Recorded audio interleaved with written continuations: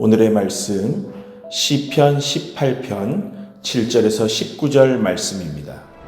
이에 땅이 진동하고 산들의 터도 요동하였으니 그의 진노로 말미암음이로다. 그의 코에서 연기가 오르고 입에서 불이 나와 사르며 그 불에 숯이 피었도다. 그가 또 하늘을 들이우시고 강림하시니 그의 발 아래는 어두캄캄하도다. 그룹을 타고 다니시며 바람 날개를 타고 높이 솟아오르셨도다. 그가 흑암을 그의 숨는 곳으로 삼으사 장막같이 자기를 두르게 하시며 곧 물의 흑암과 공중의 빽빽한 구름으로 그리하시도다. 그 앞에 광채로 말미암아 빽빽한 구름이 지나며 우박과 숯불이 내리도다. 여호와께서 하늘에서 우레소리를 내시고 지존하신 이가 음성을 내시며 우박과 숯불을 내리시도다. 그의 화살을 날려 그들을 흩으시며 많은 번개로 그들을 깨뜨리셨도다. 이럴 때 여호와의 꾸지람과 콧김으로 말미암아 물밑이 드러나고 세상에 터가 나타났도다. 그가 높은 곳에서 손을 펴사 나를 붙잡아 주시며 많은 물에서 나를 건져내셨도다. 나를 강한 원수와 미워하는 자에게서 건지셨으며 그들은 나보다 힘이 세기 때문이로다. 그들이 나의 재앙의 날에 내게 이르렀으나 여호와께서 나의 의지가 되셨도다. 나를 넓은 곳으로 인도하시고 나를 기뻐하심으로 나를 구원하셨도다. 오늘 본문에서 다윗은 여호와의 구원을 생생하면서도 박진감 있게 묘사합니다. 바로 앞선 본문에서 다윗은 여호와께 부르짖어 간구하였고 이를 들으시고 하늘의 요새에서 갑자기 나타나서 다윗을 도우시는 하나님을 여러 가지 다양한 이미지로 묘사하고 있습니다. 8절은 우리가 흔히 이렇게 상상하는 동물의 모습을 그리고 있습니다. 코에서 연기가 나오고 입에서 불을 뿜어내고 숯덩이들이 불꽃을 튀기는 것처럼 하나님께서 다윗의 위험에 마치 성난 용처럼 반응하고 계십니다.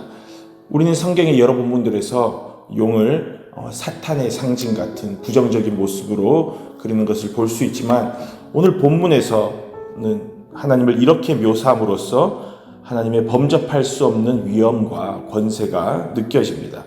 다윗은 이어지는 구절에서 여호와 하나님의 임하심을 마치 맹렬한 폭풍우가 몰려오는 것처럼 그립니다. 짙고 빽빽한 구름이 몰려오고 우박과 벼락이 떨어집니다. 우레소리가 천지를 진동하고 거센 바람이 바다의 밑바닥까지 드러낼 정도로 휘몰아칩니다. 그룹을 타고 바람 날개를 타고 높이 솟아올랐다가 순식간에 내려오신 그 주님의 임재에 땅이 진동하고 산들의 터도 요동합니다. 이렇게 몸서리 쳐질 정도로 압도적인 모습으로 임하신 그 하나님은 손을 내밀어 다윗을 붙잡아 주시고 다윗이 재앙을 만났을 때 득달같이 달려들어 깊고 많은 물처럼 다윗을 둘러싼 그 원수들 가운데서 건져주셔서 넓고 안전한 곳으로 인도하시고 다윗을 구원해 주십니다. 사랑하는 사도교회 성도 여러분, 우리는 하나님을 어떤 분이라고 여기고 있습니까?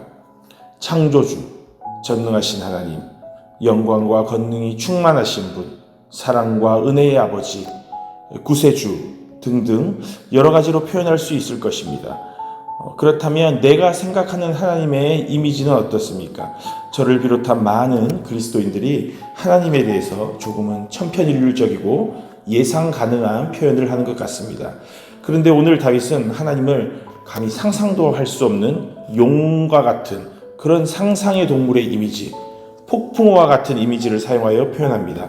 그의 생각에는 제한이 없는 것 같습니다. 그는 그가 상상할 수 있는 모든 것들을 이용해 하나님의 능력과 위엄과 권세를 표현합니다. 그렇다면 우리와 다윗의 차이는 무엇일까요?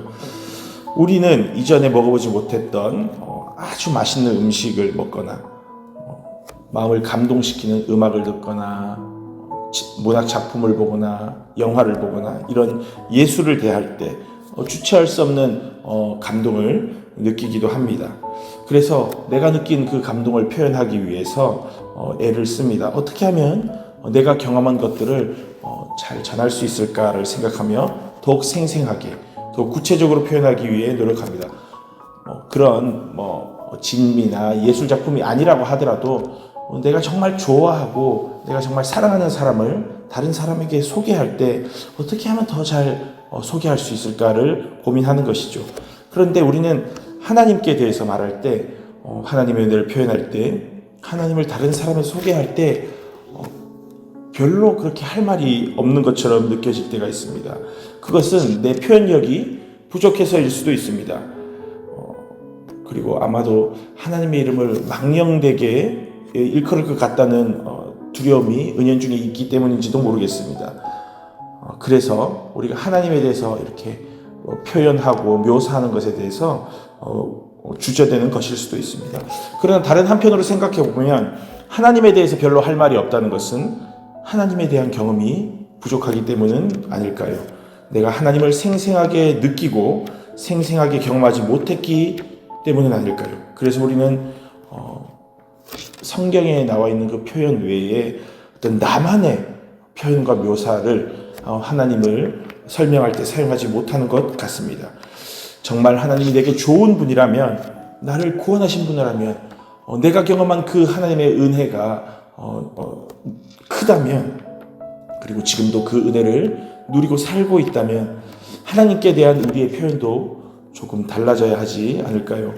말주변이 없고 글솜씨가 없다 해도, 다윗처럼 시인이 아니어도, 예술가가 아니어도 내가 할 수 있는 것, 내가 표현할 수 있는 모든 것을 동원해서 최고의 노력과 최상의 표현으로 하나님을 말하고 하나님을 전하기를 원합니다.